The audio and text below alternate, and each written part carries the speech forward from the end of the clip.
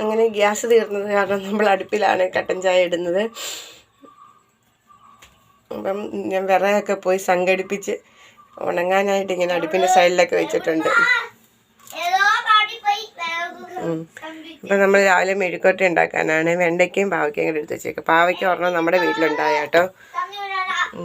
ആദ്യം ചോറ് കൊടുത്തു വേണം. ആ കേട്ട്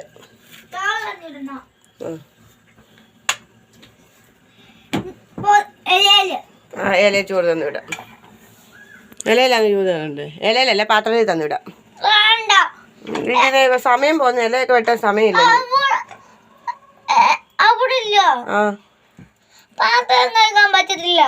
പാത്രം വീട്ടിൽ കൊണ്ട് കഴിയാൻ മതി. അമ്മ കഴുകി തരാം.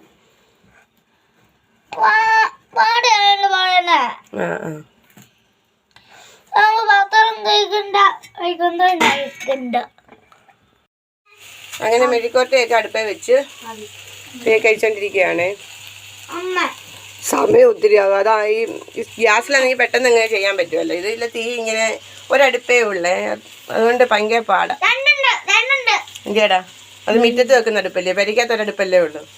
അടുപ്പെടുക്കാൻ കൂടിയതാ.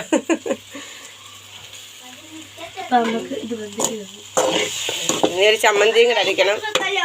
ചോറ് ഞാൻ ഇന്നലെ രാത്രി തന്നെ തിളപ്പിച്ച് റൈസ് കുക്കറിൽ വെച്ചിട്ടുണ്ട്. അപ്പം നീ അതും കൂടെ ഒന്ന് ചൂടാക്കി ഒന്ന് അടച്ചിടണം. ഇനി ഇതൊന്ന് നമുക്ക് അടച്ചു വെക്കാം.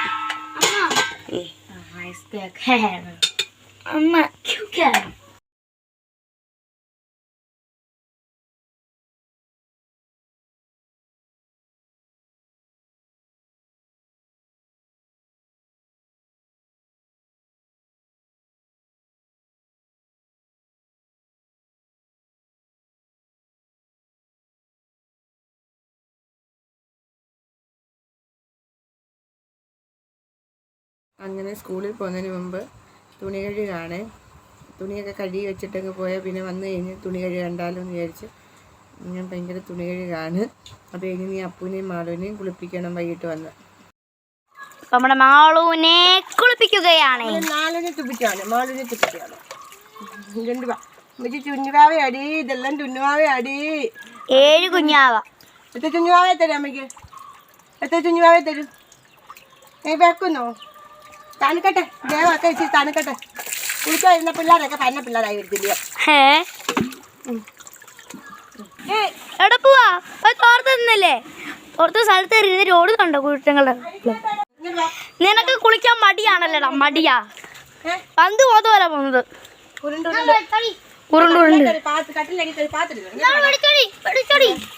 അല്ലെങ്കിൽ ഇന്ന് ഞാൻ നിന്നെ വെടി വെക്കും. വെടി വെക്കണ്ടെങ്കിൽ മര്യാദക്ക് നിന്നോ. മടിയൻ. ഇങ്ങനെ വേണം കുളിക്കാന്. അമ്മ എന്തു അമ്മയില്ലാത്ത പറഞ്ഞ എന്റെ ചെറുക്കനെ കുറിച്ച്? കട്ടിലടി കയറി പാത്തിരിക്കുന്ന കുരുട്ടൻ കട്ടവൻ. ആ ഇതാണ് അപ്പു, കുരുട്ടൻ കട്ട അപ്പു. മസാജ് ചെയ്ത് നമുക്ക് കുളിക്കണ്ടേടാ അപ്പു. അയ്യോടാ എന്ത് ചെയ്യും ഒന്നും ഈ കിടക്കുന്നേ? ഒരു 10 ദിവസത്തേക്ക് കുളിക്കാനുണ്ടല്ലോ. അയ്യേ അപ്പു ഇത്ര ഉള്ളായിരുന്നു. അയ്യയ്യേ അപ്പുവിന് വണ്ണമൊന്നുമില്ല, രോമമായിരുന്നു. പക്ഷെ അപ്പുവിന് വണ്ണമുണ്ടെന്ന് പറഞ്ഞാൽ അപ്പുവിന്റെ 12 വിളിച്ച്.